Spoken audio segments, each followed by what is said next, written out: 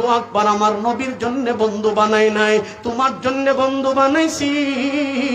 তোমার সামনে আমার রাসূলের শরীরের মধ্যে পাথর মারছে, তুমি তাকায় দেখছো, আমি আল্লাহর হাজারাতে আজকে তোমাকে জবাব দিতে হবে। মুসলমান ভাইরা রে আমার, আবু বকর বলেন, দুনিয়ার মুসলমান শুনো, আল্লাহর নবীজিকে হেফাজত করার জন্য বুকের মধ্যে জড়ায়া যখন রাখলাম, খবরটা দারুল আরকামের মধ্যে চলে গেছে। দারুল আরকাম থেকে আল্লাহু আকবার সাহাবায়ে কেরাম আয়েশা নিয়ে গেছে। আবু বকর একা, মক্কার মুশরিকেরা আবু বকরকে এবার একা পেয়ে পাথর মারতে লাগলো। হে মুসলমান, এ গাজীনগরী এলাকার মুসলমান, পাতাইরা বাজারের মুসলমান, সুনামগঞ্জের মুসলমান, হযরতে আবু বকরকে পাথর মারতে মারতে আবু বকরের শরীর থেকে ঝর্ণার মতন রক্ত বসায়া দিছে। আল্লাহু আকবার। আবু বকর জ্ঞানটা হারায়া বাইতুল্লাহর চত্বরে পড়ে গেছে। নজর করে দেখা যায়, আল্লাহু আকবার, তাবারি কিতাবের মধ্যে আসছে, আবু বকরের উরাতের মধ্যে উঠা নেজা দিয়া, তীরের আগা দিয়া আবু বকরের উরাতের মধ্যে আল্লাহু আকবার ঘা দিতে আরম্ভ করছে। আবু বকরের উরাতটা শরীরটা রেজা রেজার মতন করে ফেলছে। সিনার মধ্যে বৈশা আবু বকরের আল্লাহু আকবার গালের মধ্যে ঠুসি দেয়, নাকের মধ্যে ঠুসি দিয়া নাকটা আল্লাহু আকবার ফাটায়া ফেলছে। মুসলমান ভাইরা রে আমার, যে মুসলমান যে খবরটা মক্কার মুশরিকেরা মনে করছে আবু বকর দুনিয়া থেকে বিদায় হয়ে গেছে, আল্লাহু আকবার বাঁচার জন্য আবু বকরকে রাইখা সবাই আবু বকরকে ফালায়া তারা তাদের মতন করে চলে গেছে। আমার বাইরা রে, এই খবরটা আবু বকরের মা, আবু বকরের বাবার কানে চলে গেছে। আবু বকরের বাবা আবু কুহাফা তাড়াতাড়ি করে চলে আসছে। আবু বকরের বাবা চলে আসছে, ভাই চলে আসছে, মা চলে আসছে, বোন চলে আসছে। আয়েশা দেখে আবু বকরের শরীর দিয়া ঝর্ণার মতন রক্ত জমিনের মধ্যে পড়তে আরম্ভ করছে। আবু বকরের জ্ঞান নাই, আবু বকরের জ্ঞান নাই। এ মুসলমান, আবু বকরের মা, আবু বকরের বাবা আবু বকরকে সুন্দর করে ধরে বুকের মধ্যে জড়ায়া আল্লাহু আকবার বাড়িতে নিয়ে গেছে।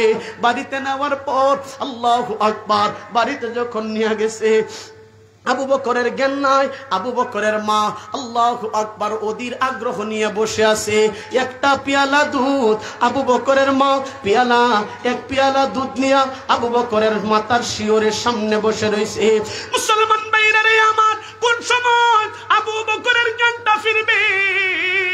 একটা পেয়ালা দুধ পান করায়া আবু বকরের জ্ঞানটা ফিরাবে। আবু বকর দুধটারে পান করবে, শরীরের ক্লান্তিটা দূর হয়ে যাবে। নজর করে দেখা যায়, অল্প কিছুক্ষণ যাইতে না যাইতে আবু বকরের জ্ঞানটা ফিরছে। আবু বকরের জ্ঞানটা ফিরার পর হযরতে আবু বকর সিদ্দিক রাদিয়াল্লাহু তাআলা আনহু আল্লাহু আকবার ঝর্ণার মতন চোখের পানি সারে ক্রন্দন করে বলতে আরম্ভ করছে, মাগো, আমার বুকে না বাইতুল্লাহর চত্বরে আমার নবী ছিল, নবী না আমার বুকের মধ্যে ছিল। নবী কই? মক্কার মুশরিকেরা বুঝি আমার রাসূলকে মেরে ফেলছে। এরে মা, আমার নবী কই? নবীজিকে কেন দেখতেছি না? আমি এই জায়গার মধ্যে কেমন করে আসলাম? আবু বকরের মা বলে, রে আবু বকর, তাড়াতাড়ি করে দুধের পেয়ালাটা পান করে নে। শরীর থেকে যেমনে রক্ত যাইতেছে, এইভাবে যাইতে থাকলে শরীরে রক্ত শূন্যতার কারণে তুমি দুনিয়া থেকে বিদায় হয়ে যাবা। মুসলমান ভাইরা রে আমার, আবু বকর ডাক দিয়ে বলে, মা, বাইতুল্লাহ শরীফের রবের কসম কেটে বলি, যত সময় পর্যন্ত আমার নবীর চেহারা মুবারক না দেখব, ততক্ষণ পর্যন্ত এক ফোঁটা দুধ আমি আবু বকর পান করতে রাজি না। বলেন না সুবহানাল্লাহ। রসুলে খুদা কি গুলামি মে ক্যা হ্যায়, जरा तुम गुलामी में आकर तू देखो, गुलामी मेरे बाद शाही से बेहतर दिगर आवो किस्मती जगा कर तू देखो। रसूले खुदा की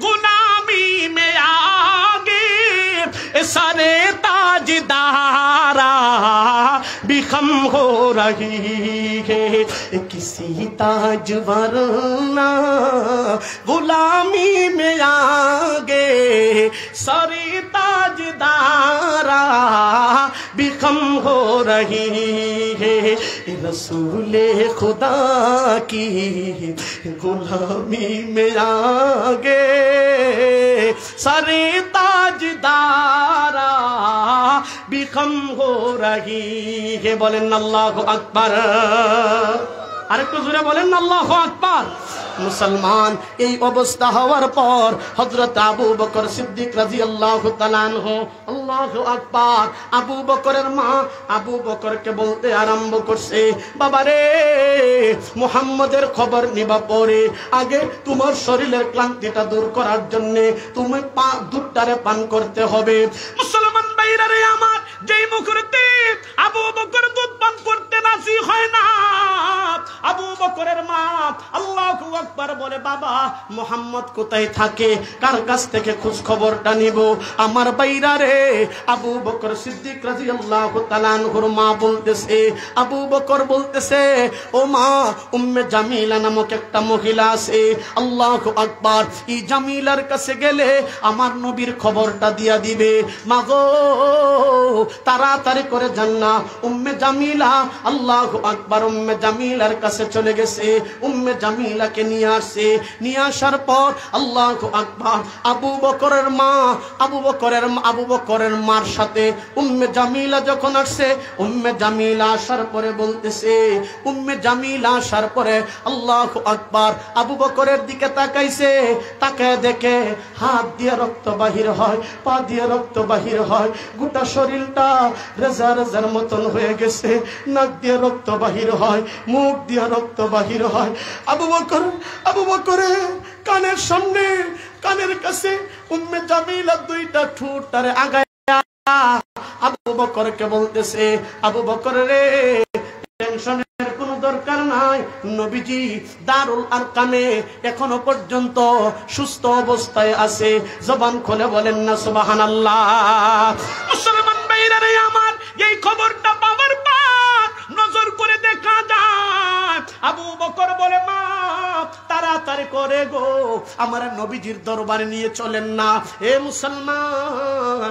আবু বকর কেমন করে যাবে হাঁটতে পারে না আল্লাহু আকবার পাটা ফেলবে এমনটাও করতে পারে না আবু বকর বলে মা গো তাড়াতাড়ি করে গো আমারে একটা হাত আপনার কাঁধে উঠায়া আর একটা হাত উম্মে জামিলার কাঁধের মধ্যে উঠায়া নবীজির কাছে আমারে নিয়ে চলেন না আমার বাইরা রে দুধের জায়গাতে দুধটা পড়ে রইছে পিয়ালার জায়গাতে পিয়ালাটা পড়ে রইছে দুধের যেই চামচ ছিল চামচটা জায়গার মধ্যে পড়ে রইছে কই দুধ কই চামিচ আল্লাহু আকবার কোথায় দুধের পিয়ালাটা নবীজিকে আগে দেখবে তারপরে দুধটা পান করে আবু বকর কলিজা ঠান্ডা করবে মুসলমান ভাইরা রে আমার আবু বকর সিদ্দিক রাদিয়াল্লাহু তাআলা আনহুকে এইভাবে দুইজন মহিলা আল্লাহু আকবার নবীজির কাছে নিয়ে যাইতে আরম্ভ করছে নজর করে দেখা যায় একটা পা সামনের দিকে দেয় আর একটা পা যখন উঠাবে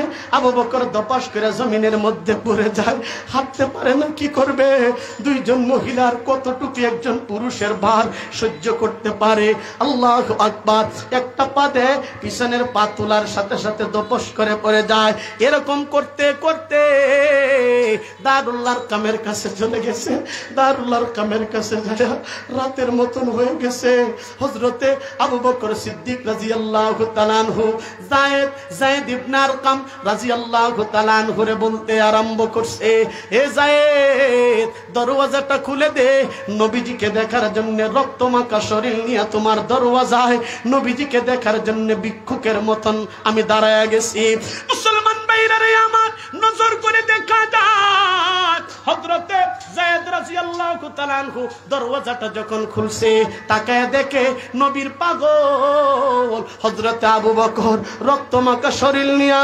আল্লাহু আকবার নবীজিকে দেখার জন্য আল্লাহু আকবার আমার দরওয়াজায় দাঁড়ায় গেছে।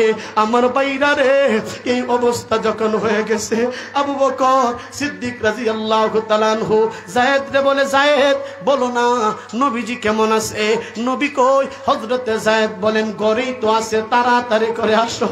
নবীর খবরটা শোনার পর হযরতে যায়েদ আবু বকর আবার দপস করে জ্ঞানটা হারায়া ফেলছে। আল্লাহু আকবার। ঘরের মধ্যে বালিশের কোনো ব্যবস্থা নাই, তুলতুসুকের কোনো ব্যবস্থা নাই, কোথায় শোয়াবে কোথায় রাখবে?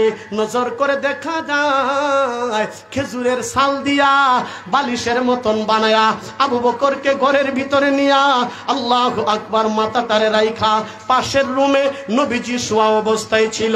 মুসলমান ভাইরা রে আমার, যায়েদ রাদিয়াল্লাহু তাআলা আনহু আল্লাহর নবীর কাছে যায় বলেন, ইয়া রাসূলুল্লাহ আপনার পাগল গো রক্তমাখা শরীর নিয়া আপনি নবীজিকে দেখার জন্য চলে আসছে।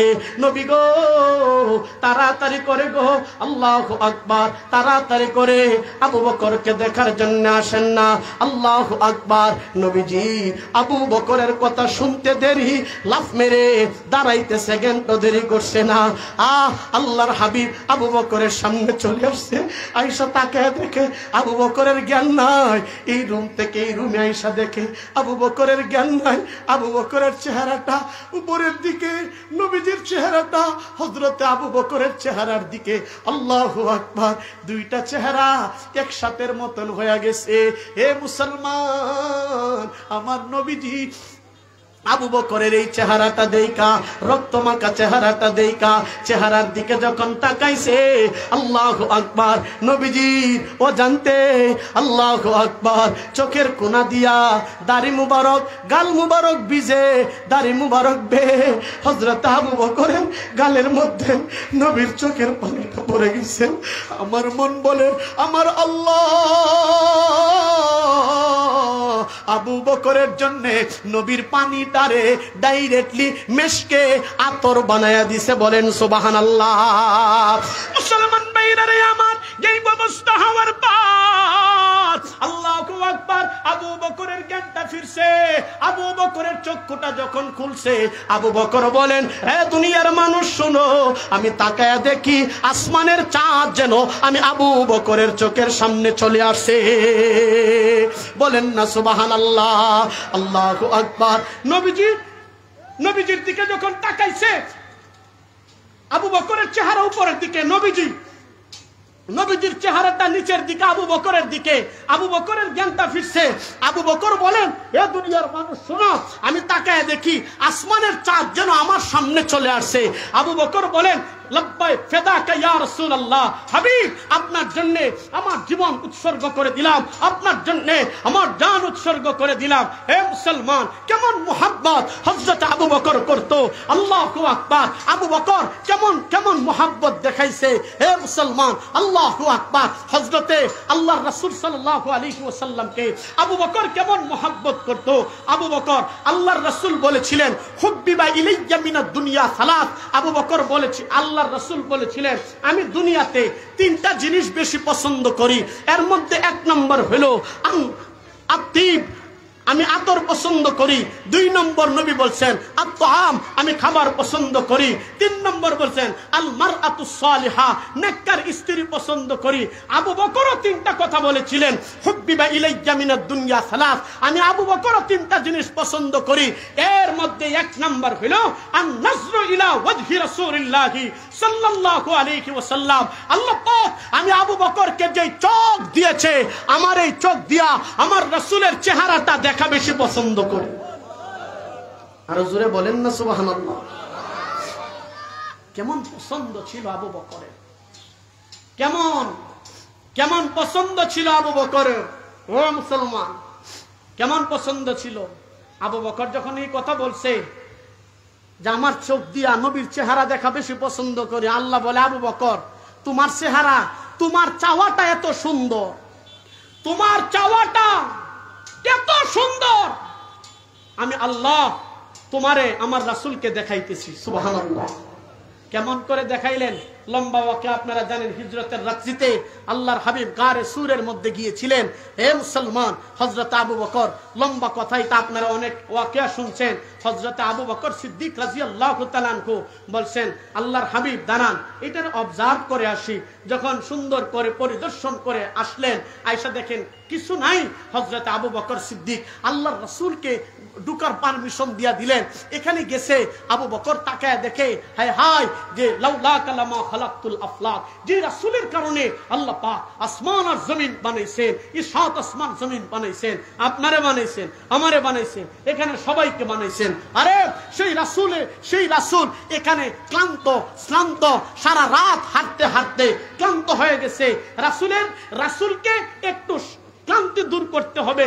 কি করা যায়? হযরত আবু বকর সিদ্দিক রাদিয়াল্লাহু তাআলা আনহু, বালিশ নাই, ও জাজিমের ব্যবস্থা নাই, চাদরের কোনো ব্যবস্থা নাই। নবীর ক্লান্তিটারে দূর করার জন্য হযরত আবু বকর নিজের উরাতটারে আল্লাহর রাসূলের জন্য বালিশ বানায় দিয়েছে। জোরে বলেন না সুবহানাল্লাহ। আল্লাহর রাসূলের বালিশ বানায় দিয়েছে।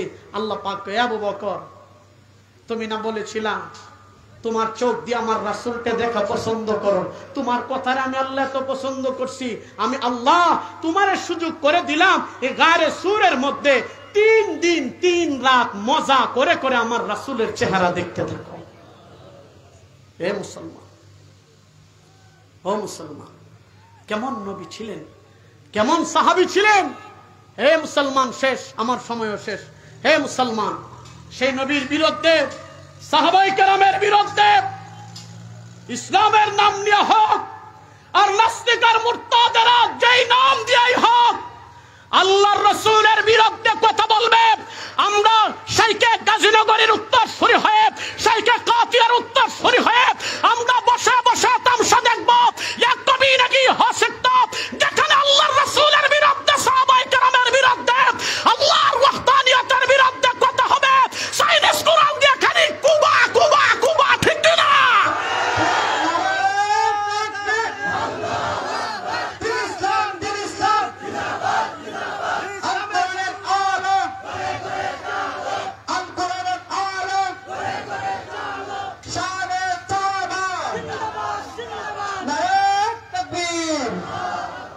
হে মুসলমান, আমার পরিষ্কার কথা, প্রশাসনের কাছে বিচার দেওয়ার লাভ নাই। কথা তো ঠিক কিনা? প্রশাসন গুড়ার ডিম। আমার টাকায়, আপনার টাকায় তাদেরকে বেতন দেওয়া হয়। আমরা নজর করে দেখছি বাংলাদেশে টেন্ডারবাজি হচ্ছে, চাঁদাবাজি হচ্ছে, দখলদারিত্ব হচ্ছে। প্রশাসন সেদিকে নজর না দিয়ে এই দেশের উলামায়ে কেরাম হকের পক্ষে দ্বন্দ্ববাসী পতাকা উড়াইলে সেটাকে বন্ধ করার চেষ্টা করে।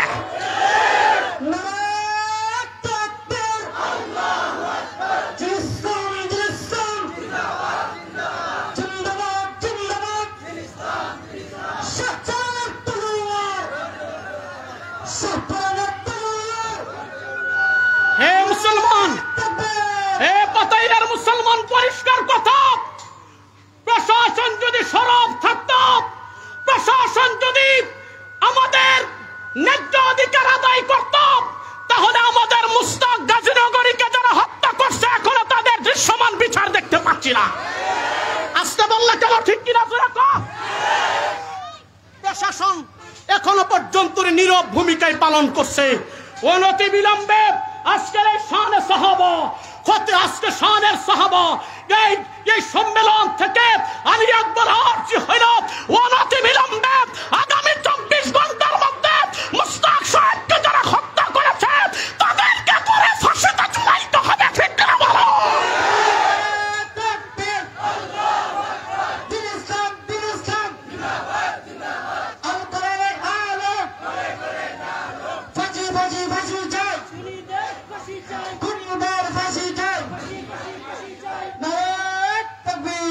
হে মুসলমান, প্রশাসন, আপনার টাকায় প্রশাসন চলে, আমার টাকায় প্রশাসন চলে, ঠিক কিনা?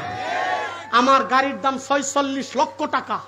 এই 46 লক্ষ টাকা থেকে প্রতি বছরে আমি প্রায় 42,000-এর মতন, 42,000 টাকা আমি ট্যাক্স দেই, সরকারকে দিচ্ছি। আমার এই এই কাপড় থেকে 1 টাকা হইলো সরকার পাচ্ছে, এই টুপি থেকে পাচ্ছে, এই জুব্বা থেকে পাচ্ছে, লুঙ্গি থেকে পাচ্ছে, গেঞ্জি থেকে পাচ্ছে। যদি আমার টাকায় তোমাদেরকে বেতন দেওয়া হয়, আমাদের উপর জুলুম করবে, তোমরা আঙ্গুল চুষবা, এরকম প্রশাসন আমরা চাই না। ঠিক না বলো?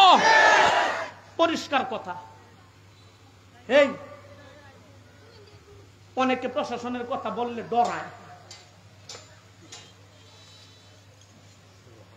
ডরায়,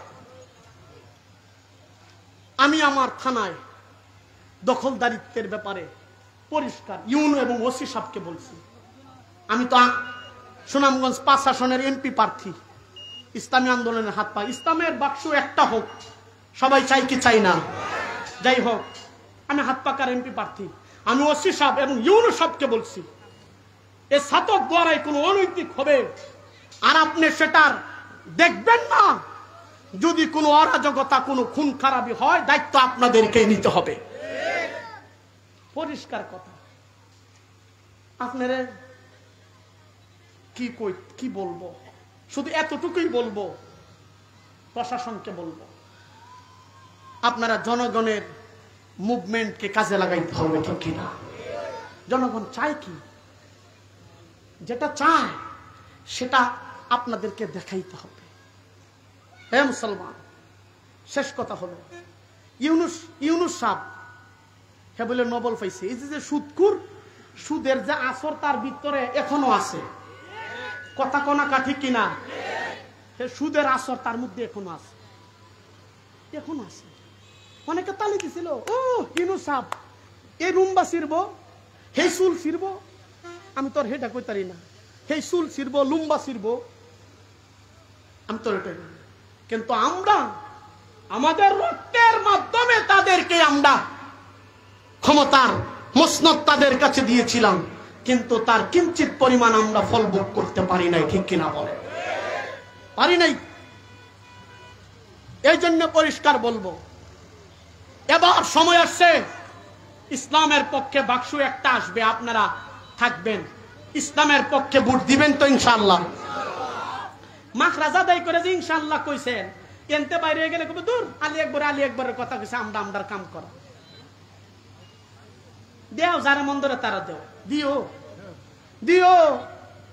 যাই হোক, আল্লাহ কবুল করেন। শেষ কথা হইল, আমার শেষ কথা, আজকের এই শানে সাহাবা থেকে আলী আকবরের শেষ পয়গাম হচ্ছে, হে মুসলমান, গাজীনগরী রহমতুল্লাহি আলাইহি পৃথিবী থেকে, দুনিয়া থেকে বিদায় হয়ে গেছে।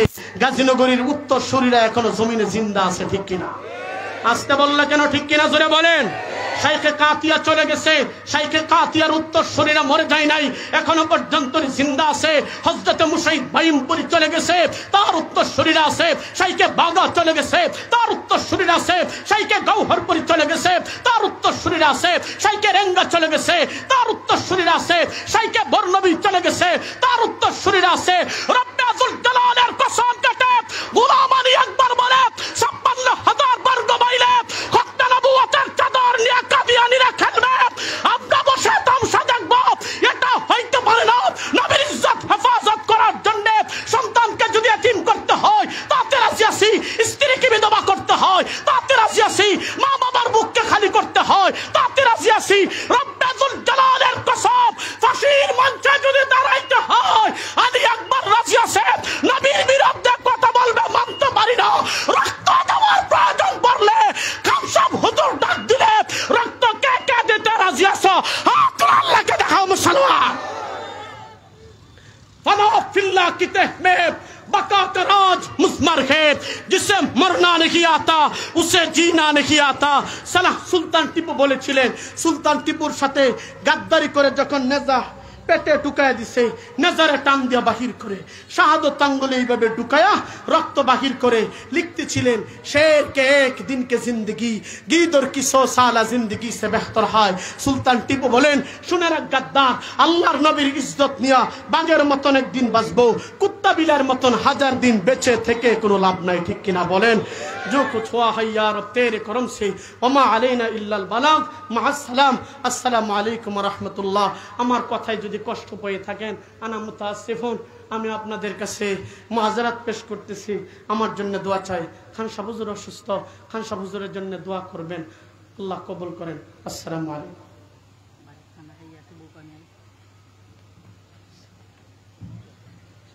আলহামদুলিল্লাহ, এতক্ষণ গুরুত্বপূর্ণ বক্তব্য শুনছিলাম আলী আকবর সিদ্দিক সাহেবের কাছ থেকে। কাসিমি সাহেব হুজুরের জন্য আমরা অগ্রিমকে একবার আলহামদুলিল্লাহ বলতে পারি না? বলেন আলহামদুলিল্লাহ, আরো জোরে বলেন আলহামদুলিল্লাহ। কাসিমি সাহেব হুজুর গাজীনগর বড় মসজিদ পার হয়ে গেছে, আলহামদুলিল্লাহ। আজকে আমরা এখানে শানে সাহাবা সম্মেলন। সাহাবা কারা জানেন? নবী মুহাম্মদ রাসূলুল্লাহ সাল্লাল্লাহু আলাইহি ওয়াসাল্লাম বিদায় হজ্জের বছরে নবী সাল্লাল্লাহু আলাইহি ওয়াসাল্লামের কাছে আয়াত নাযিল হলো, আল-ইয়াওমা আকমালতু লাকুম দীনাকুম ওয়া আতমামতু আলাইকুম নি'মাতি ওয়া রাদিতু লাকুম আল-ইসলাম দীনা। আমাদের দিনকে আল্লাহ পাক রব্বুল আলামিন পরিপূর্ণ করে দিয়েছেন। এখন নবীর দিন যেহেতু পরিপূর্ণ হয়ে গেছে, নবীর তোর কোনো প্রয়োজন নেই। ওরা মুসলমান এবার এই দিনের কাজটাকে করবে। আল্লাহর নবী বলেন, বাল্লিগু আন্নী ওয়ালাউ আয়া। তারাই হলেন সাহাবী। নবী করিম সাল্লাল্লাহু আলাইহি ওয়াসাল্লাম যাদেরকে তার বাণী পৌঁছে দেওয়ার দায়িত্ব দিয়েছেন তারাই সাহাবী। প্রশ্ন জাগে, তাদেরকে কেন দিলেন? সাহাবা কেরামদেরকে কেন দিলেন?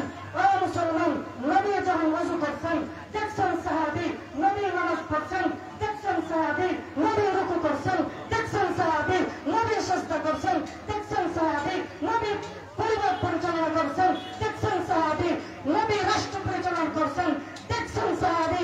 অতএব মুসলমান, যদি সাহাবীর আদর্শে আমরা আদর্শবান হতে পারি তবেই নবীর অনুসরণ করা হবে। এই মুসলমান, বর্তমান সময়ে যারা নবীকে নিয়ে কটাক্ষ করে নবীর অনুসরণের মধ্যে তারা নাই নাই নাই। কথা বলেন ঠিক না বেটি? আরো জোরে বলেন ঠিক না বেটি? মুসলমান, নবী মুহাম্মদুর রাসূলুল্লাহ আমাদের আদি পিতার নাম কি? জাতির পিতার নাম কি? ইব্রাহিম খলিলুল্লাহ। ইব্রাহিম খলিলুল্লাহ বাইতুল্লাহ বানালেন, আল্লাহর কাছে দোয়া করলেন, রব্বানা তাকাব্বাল মিন্না ইন্নাকা আনতাস সামিউল আলিম। আল্লাহ ঘর বানাইলাম, তুমি কবুল কইরা নাও। আল্লাহ ঘর বানাইলাম, তুমি কবুল কইরা নাও। আল্লাহ পাক রব্বুল আলামিন কবুল করে নিলেন, সাথে সাথে দুইটা পুরস্কার দিয়ে দিলেন। ইব্রাহিম আলাইহিস সালাতু ওয়াস সালামকে নেতা বানা দিলেন, ইন্নী জাআলুকা লিন-নাসি ইমামা। সাথে সাথে আরেকটা পুরস্কার দিয়ে দিলেন। আল্লাহ পাক রব্বুল আলামিন বলেন, তোমাকে জাতির পিতা হিসেবে বানা দিলেন। এরপরে আল্লাহ পাক রব্বুল আলামিন ইব্রাহিমকে বললেন, ও ইব্রাহিম, তোমার জন্য তুমি চাও তোমাকে আমি কি পুরস্কার দেব? ইব্রাহিম আলাইহিস সালাতু ওয়াস সালাম চাইলেন আল্লাহর কাছে, আল্লাহ ঘর দিলাম, দিলেন বাইতুল্লাহ। আল্লাহ এবার আমাকে ঘরের শিক্ষক দাও। আল্লাহ পাক রব্বুল আলামিন পাঠিয়ে দিলেন রাসূলুল্লাহ। ও মুসলমান, এবার ইব্রাহিম চাইলেন, আল্লাহ ঘর পাইলাম বাইতুল্লাহ, শিক্ষক পাইলাম রাসূলুল্লাহ। এবার সিলেবাস চাই,